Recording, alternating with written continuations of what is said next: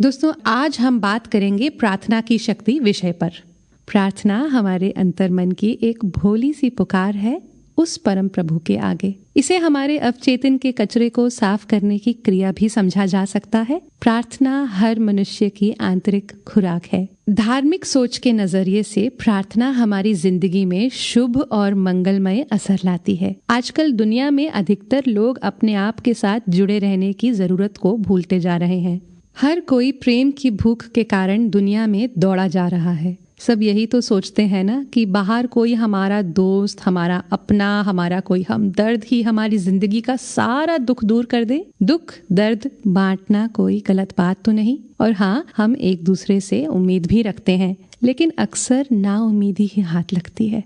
यही आती है प्रार्थना। प्रार्थना हमें जीवन की सबसे बड़ी सच्चाई से मिलाती है। जितनी जल्दी हम इस सच्चाई को अपना लें, उतनी ही जल्दी हमारी जिंदगी एक संपूर्ण रूप से शुरू होती है।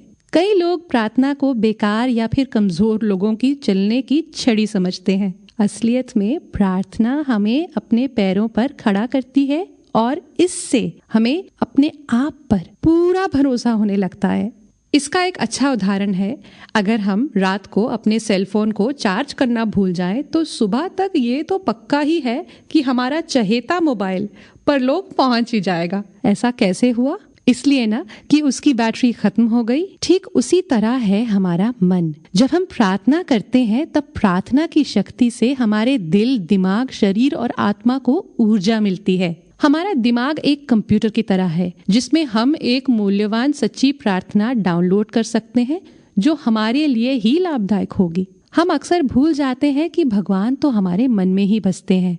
इस भूल के कारण हम हर कहीं उससे संपर्क करने के लिए एक मृग के जैसे भागते जाते हैं, जो ये भूल गया है कि कस्तूरी तो उसके अंदर ही है। परमात्मा से जुड़ने के लिए हम किसी भी धर्म ग्रंथ को पढ़ें, तीर्थ यात्रा या फिर कोई भी पूजा पाठ करें, लेकिन जब तक हम एक सच्चे मन के साथ परमात्मा से बात करना नहीं सीखेंगे, तब तक बात बनेगी ही नहीं।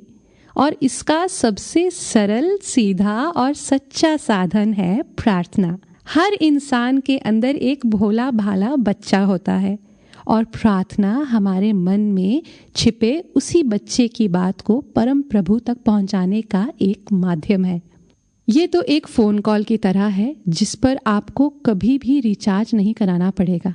आप कभी भी, कहीं पर भी, किसी भी जगह प्रार्थना के माध्यम से इस सृष्टि के निर्माता से वार्तालाप कर सकते हैं, बेशर्ते कि इसे हृदय की अंतरतम गहराइयों से किया गया हो। जब हमारे पास एक डायरेक्ट कांटेक्ट विश्व विधाता के साथ है, तो किसी से भी क्या कहना। क्यों ना हम अपने मन की बात परमात्मा से कर लें। अगर हम ये समझ पाए कि हमारी सोच हमारी जिंदगी पर कितना बड़ा असर करती है, तो हाँ, ये सच है कि फिर हम सब प्रार्थना करना जरूर शुरू करेंगे। न्यूटन का तीसरा लॉ कहता है कि every action has an equal and opposite reaction, यानी हर क्रिया से एक बराबर की और उल्ट प्रतिक्रिया होती है।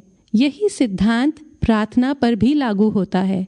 जब प्रार्थना सच्चे हृदय से की जाती है, तो अंतर्मन की उस तीव्र पुकार रूपी क्रिया की निश्चित रूप से उस प्रकृति, या यूं कह लीजिए सृष्टिकर्ता भगवान की ओर से उसकी प्रतिक्रिया भी होती है, और हमारी प्रार्थना फलीभूत होती है।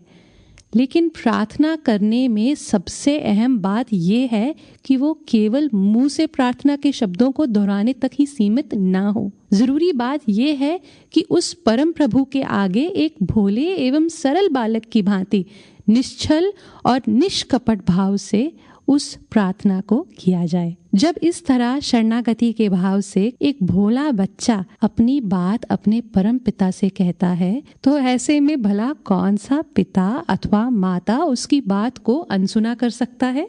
हमारा देश भारत इतना महान क्यों माना जाता है? क्योंकि हम सब धर्मों का एक समान आदर करते हैं, और हर संत, ग्रंथ और पंथ ने प्रार्थना की सरलता एवं श्रेष्ठता को स्वीकार किया है। यूं तो सर्वोत्तम प्रार्थना यही है कि हम विश्व के हर प्राणी का हित चाहें, उसकी समृद्धि और खुशहाली की मंगल कामना करें। पर ये तभी संभव है जब हम अपने आचार विचार में नैतिक मूल्यों का समावेश रखें और प्रार्थना की शक्ति को पहचानें। आज मैं अपनी बात को इसी बिंदु पर विराम देती हूँ और ईश्वर से प्रार्थना करती हूँ कि वे जनमानस को सद्बुद्धि दें ताकि हम सब वास्तव में प्रार्थना की शक्ति को जाने एवं माने। इसी आशा, विश्वास और प्रार्थना के साथ मैं आपसे विदा लेती हूँ। नमस्कार।